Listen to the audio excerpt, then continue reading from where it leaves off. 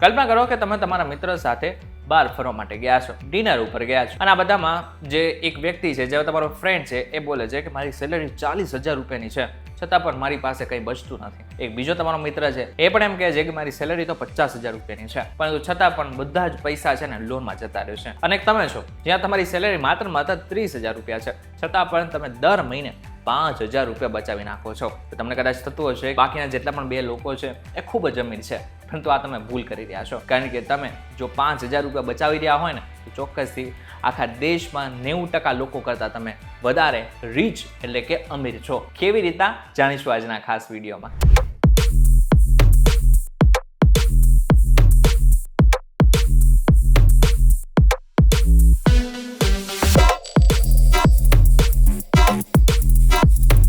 નમસ્કાર, welcome back folks VTV digital પર તમે જોઈ રહ્યા છો ડેલી ડોઝ, અને હું છું આપનો દોસ્ત કરણ ચરોતરા. સૌથી પહેલું અને સૌથી જે મહત્વનું છે ને, એ છે ઇમરજન્સી ફંડ. માની લો કે તમે એક ફ્રીલાન્સર છો, દર મહિને તમે 30,000 થી 35,000 રૂપિયા તમે કમાવો છો. હવે તમારો જે સાધન છે ને, એટલે કે જેમાંથી તમે કમાવો છો ને, એ છે લેપટોપ. બની શકે કે તમારું જે લેપટોપ છે અચાનક બંધ થઈ જાય, પરંતુ હવે તમારી પાસે એકચ્યુઅલમાં તમે કંઈ બચત કરેલી જ નહોતી, એટલા માટે થઈને જે લેપટોપ હતું એ 40,000 રૂપિયાનું નવું આવે છે. હવે 40,000 રૂપિયા ક્યાંથી કાઢશો તમે? તમારી પાસે પૈસા છે જ નહીં, બીજા પાસેથી માંગવા પડશે, અને બીજા જો નહીં આપે તો તમારે શું કરવું પડશે? લોન લેવી પડશે. અને જો તમારો ક્રેડિટ સ્કોર સારો નહીં હોય તો તમને લોન પણ નહીં મળે. એ સમયે તમે શું કરશો? તમારી પાસે હાથ ફેલાવા સિવાય બીજો કઈ જ વિકલ્પ નહીં હોય. તમે જાણીને કદાચ ચોંકી જશો, પરંતુ દેશમાં 75% લોકો પાસે ઇમરજન્સી ફંડ છે જ નહીં. હવે તો કદાચ તમારા મનમાં પ્રશ્ન આવેલો હશે કે આ ઇમરજન્સી ફંડ શું છે? તો સરળ ભાષામાં સમજાવું ને, તો એવા ખર્ચાને ભેગા કરવાના છે તમારે કે જે તમારે દર મહિને થવાના છે, જેમ કે ખાવા પીવા, રહેવાનો, ઈએમઆઈનો ખર્ચો. આ બધા જ વસ્તુ તમે અવગણી નથી શકવાના. એટલે માની લો કે તમારો જે આ બધો ખર્ચો છે એ દર મહિનાનો 30,000 રૂપિયા છે. 30,000 રૂપિયા તમારે દર મહિને જોશે. તો તમારું જે ઇમરજન્સી ફંડ હોય ને, એ 3 મહિનાથી લઈને 6 મહિના સુધી હોવું જોઈએ. એટલે કે માની લો કે તમારો જે બધો ખર્ચો છે ને, એ 30,000ની આસપાસ છે. હવે તમારું જે ઇમરજન્સી ફંડ હોય છે ને, એ કાં તો 6 મહિનાનું હોવું જોઈએ અથવા તો 12 મહિનાનું હોવું જોઈએ. એટલે શું થશે? 6 મહિનાનું ઇમરજન્સી ફંડ જો તમારે ભેગું કરવું હોય અને તમારો જે માસિક ખર્ચ છે 30,000 રૂપિયા છે, તો 6 તેરીને 18, 1,80,000 રૂપિયા એટલીસ્ટ તમારી પાસે બેકઅપમાં હોવા જોઈએ. ફોર એક્ઝામ્પલ, કોઈ પણ એવી પ્રકારની મુસીબત આવી ગઈ જ્યાં તમારે નોકરી છોડવી પડી શકે છે, અથવા તો એવી કોઈ પણ સિચ્યુએશન આવી ગઈ કે જ્યાંથી તમારે હવે નોકરી નથી કરી શકવાના, એવી સિચ્યુએશનમાં ત્યારે આ જે ઇમરજન્સી ફંડ છે ને, એ તમને સુરક્ષા આપવામાં ચોક્કસથી મદદ કરશે. બીજું અને મહત્વનું, દેવું અને આવકનો રેશિયો. માની લો કે તમે 100 રૂપિયા કમાવો છો, તો ઈએમઆઈમાં કેટલા રૂપિયા જવા જોઈએ?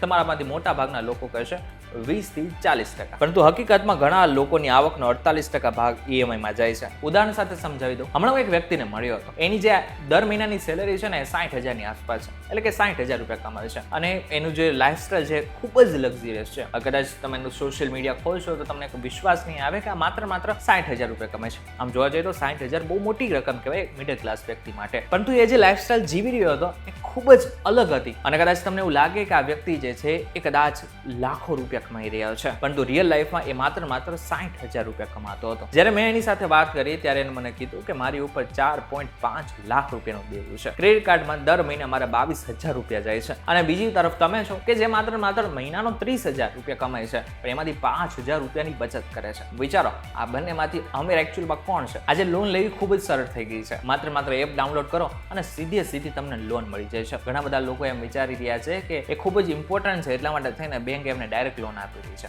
પરંતુ એ બધા જ લોકો મૂર્ખ છે. કારણ કે કદાચ તમને પણ નહીં ખબર હોય, પરંતુ 90% આ દેશના લોકોને ખબર જ નથી કે એનો ક્રેડિટ સ્કોર શું છે. ત્રીજું અને મહત્વનું, રોકાણ અને આવકનો રેશિયો. ફરી એક વખત ઉદાહરણ લઈએ. માની લો કે તમે 100 રૂપિયા કમાવો છો, પરંતુ તમારે જે ઇન્વેસ્ટમેન્ટ કરવાનું હોય છે ને, એ ઓછામાં ઓછું 20% જેટલું ઇન્વેસ્ટમેન્ટ કરવાનું હોય છે. પરંતુ દુર્ભાગ્યપૂર્ણ વાત એ છે કે માત્ર આ દેશમાં 18 થી 35 વયના જેટલા પણ લોકો છે, એમાંથી 58% લોકો જ આ પ્રકારનું ઇન્વેસ્ટમેન્ટ કરે છે. બાકી બધા જ લોકો આ પ્રકારનું ઇન્વેસ્ટમેન્ટ નથી કરતા. અમુક લોકો કરે છે, પણ એ પણ ઘણું ઓછું કરે છે. 58% માંથી પણ 39% લોકો મ્યુચ્યુઅલ ફંડમાં ઇન્વેસ્ટમેન્ટ કરે છે. ઘણા લોકો સ્ટોક ટ્રેડિંગ કરે છે, જેમાં 82% લોકોને નુકસાની થાય છે. તમારામાંથી ઘણા બધા લોકોને ખબર હશે કે જે મ્યુચ્યુઅલ ફંડ છે ને, એ ખૂબ જ સુરક્ષિત માનવામાં આવે છે. લાર્જ કેપ ફંડ્સ અંદાજિત 12 થી 13%, મિડ કેપ 15 થી 16%, સ્મોલ કેપ 18 થી 20% અંદાજિત રિટર્ન આપે છે. જો તમે 20% આવક રોકો તો 15 થી 18% રિટર્ન મેળવો, તો દર 4 વર્ષે તમારા પૈસા બમણા થઈ શકે છે. નાનકડી એવી ટિપ્સ જે મારા તરફથી તમને છે. પહેલું, નિફ્ટી 50 ઇન્ડેક્સ ફંડથી શરૂઆત કરી નાખો. બીજું, ઇમરજન્સી ફંડ, આની સાથે હેલ્થ એન્ડ લાઈફ ઇન્સ્યોરન્સ પહેલા લઈ લો. ત્રીજું અને સૌથી મહત્વ, દર મહિને નિયમિત એસઆઈપી કરો. એસઆઈપી તમે માત્ર 1000 રૂપિયાથી પણ શરૂઆત કરી શકો છો. એટલે વિચારો નહીં, આજથી જ એસઆઈપી કરવાની શરૂઆત કરી નાખો. ચોથું અને મહત્વનું, ઈચ્છા અને આવકનો રેશિયો. તમારી આવકનો 30% ભાગ તમારી ઈચ્છા ઉપર તમે વાપરી શકો છો. એટલે કે જો તમારે ગાડી લેવી હોય તો એ લઈ શકો છો, તમારો ફોન લેવો હોય તો એ લઈ શકો છો, કોઈ પણ બીજો કે વેકેશનમાં જવું છે તો તમે ત્યાં જઈ શકો છો, પરંતુ લોન લઈને નહીં. કેવી રીતના? ઉદાહરણ સાથે સમજાવો. માની લો કે તમારી જે સેલેરી છે એ 30,000 રૂપિયા છે. હવે તમારે જે મોજ શોખ ઉપર તમે ખર્ચો તમે 9,000 રૂપિયા સુધીનો કરી શકો છો. માની લો કે તમારે 40,000 રૂપિયાનો ફોન લેવો છે, તો તમારે લોન નથી લેવાની. તમારે શું કરવાનું છે? તમારે 9,000 રૂપિયા થઈને તમારે 4 મહિના સુધી બચાવવાના છે. હવે એનાથી જ તમે ડાયરેક્ટ એ ફોન 4 થી 5 મહિના બાદ આરામથી ખરીદી શકો છો. આનાથી શું થશે? તમને થતું હશે કે પેલા કાર્ડ આવે છે એના ઉપર લઈ લો, ઇઝીલી તમને 1 દિવસની અંદર ફોન મળી જાય છે અને બીજી બધી જે લપ છે એ નથી થતી. પરંતુ તમે જે 9,000 રૂપિયા બચાવ્યા 4 મહિના સુધી, એનાથી શું થશે? એનાથી તમારામાં ડિસિપ્લિન આવશે, જેથી આગળ જઈને તમને જેનો ફાયદો મળશે. પાંચમું અને મહત્વનું, નિવૃત્તિની આવક. ભવિષ્યના ગર્ભમાં શું છે એ આજ લગી કોઈને નથી ખબર. કોઈને નથી ખબર કે આવનારા જે સમયમાં શું થવાનું છે. મને પણ નથી ખબર કે હું અત્યારે તમારી સાથે જે વાત કરી રહ્યો છું આ શૂટ પૂરું થશે એના 5 મિનિટ પછી શું થવાનું છે. એટલા માટે થઈને ભવિષ્યની કોઈને નથી ખબર, પરંતુ ચોક્કસથી એક વસ્તુ એ ખબર છે કે આજથી ને જે ઇન્વેસ્ટમેન્ટ કરેલું હશે ને એ ચોક્કસથી ભવિષ્યમાં કામ આવવાનું છે.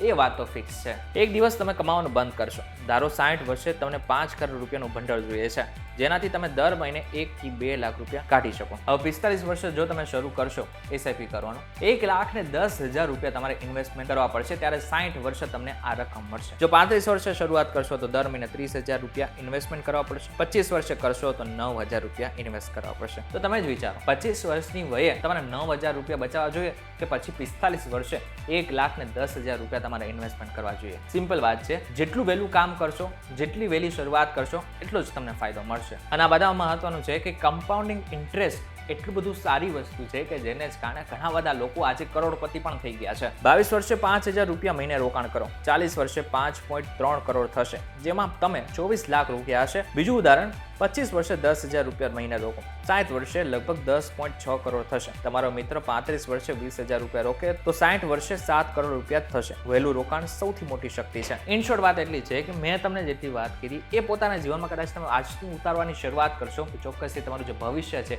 એ ઉજ્જવળ અને તમે અમીર ચોક્કસથી બની જશો. હવે જે મેં તમને માહિતી આપેલી છે ને મારા રિસર્ચ પ્રમાણેની છે. હવે તમારે શું કરવાનું છે? કંઈ પણ નાનામાં નાનું ડિસિઝન લેવું હોય ને તો ફાઇનાન્શિયલ જેટલા પણ નિષ્ણાંતો છે એમને મળીને વાત કરો, અને આ બાદ જ કોઈ પણ નાનામાં નાનો ડિસિઝન લેજો. વિડીયો પસંદ આવે તો વિડીયોને લાઈક કરી નાખજો, શેર કરી નાખજો. આની સાથે અમારી આ જે ચેનલ છે એમાં અમે આ જ પ્રકારનું કોન્ટેન્ટ મૂકતા રહીશું. એટલા માટે થઈને નીચે સબસ્ક્રાઇબનું બટન હશે એને દબાઈ દેજો, જેથી અમે આવા જ જેટલા પણ સારા સારા વિડીયોઝ છે ને એ તમારા સુધી પહોંચાડતા રહીએ. ફરીથી મળીશું એક નવા વિડીયો સાથે, નવા કોન્સેપ્ટ સાથે. ત્યાં સુધી મને રજા આપો. નમસ્કાર.